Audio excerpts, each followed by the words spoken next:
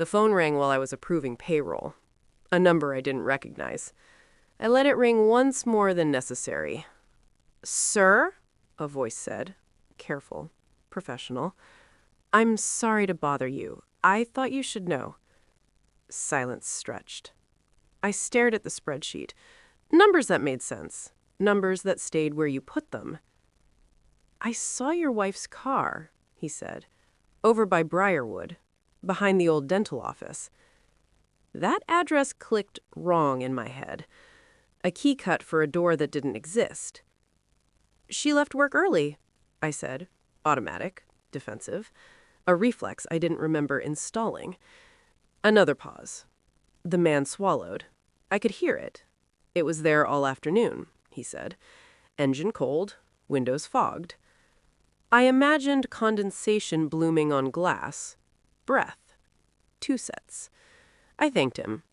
I don't remember hanging up. The office felt smaller, like the walls had leaned in to listen. For 17 years, my life had been predictable.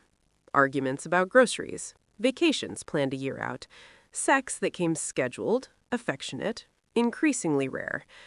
Trust lived in the quiet spaces between words. I told myself there was an explanation. There always is. Until there isn't. I shut down my computer. The screen went black, reflecting a version of me that already knew. Something had shifted, and it wasn't coming back. That night, she kissed me with toothpaste breath and absence.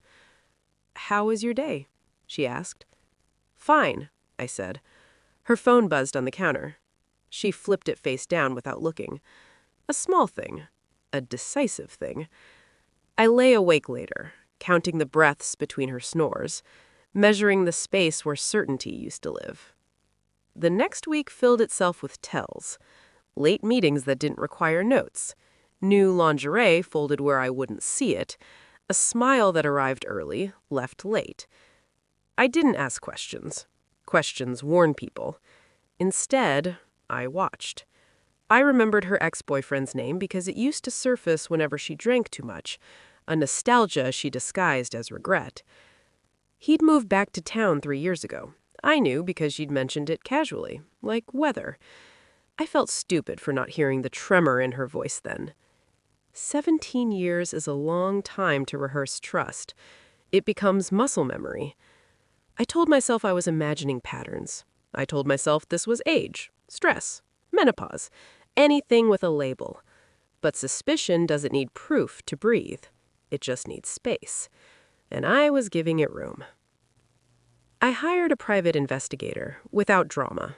A quiet man with a military posture and no curiosity. I checked phone records at night. Highlighted numbers. Repeated pings. A constellation that spelled his name. I drove past Briarwood during lunch. Twice. Her car wasn't there. That made it worse. I stayed normal, husbandly, predictable. I cooked. I listened. I laughed at the right beats. Inside, something sharpened. The investigator sent photos 3 weeks later. Time-stamped. Boring angles. Damning clarity. Her hand on his arm. Their mouths too close. A hotel receipt folded into his pocket. 3 years, the report said it plainly. 3 years of borrowed afternoons and rehearsed lies. I didn't confront her. I studied Georgia law instead.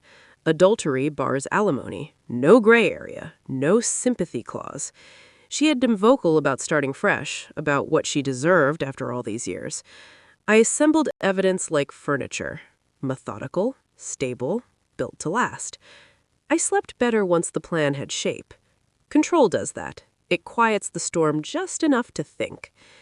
I laid the folder on the kitchen table. She looked at it, then at me. Her smile flickered. "What's this?" she asked. "Open it," I said. She did. Photos first, then records, then the affidavit. Her face collapsed inward, like a building losing power.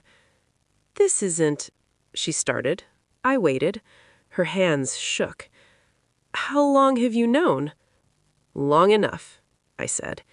She cried, loud at first, then desperate. She reached for me. I stepped back. He told me he loved me, she said, like it mattered. He said you were cold. I nodded. Facts can coexist. I slid one more document forward, the statute highlighted in yellow. No, she whispered. You can't. I can, I said. She looked older in that moment, smaller, a stranger wearing my wife's face. I felt nothing I could name. The divorce was clean, surgical. She expected negotiation, emotion, guilt.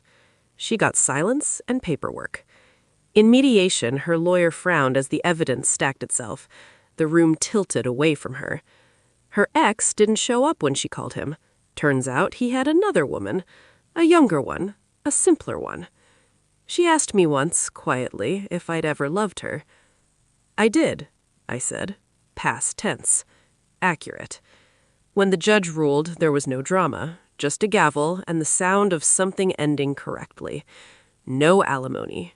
Her face drained, years of calculation erased in a sentence. I didn't look back as I left. Vindication doesn't need witnesses. I live alone now. The house echoes the way I like. Some nights I replay moments. Not with pain, with curiosity, like studying a case file from a solved crime. I don't hate her. Hate requires investment.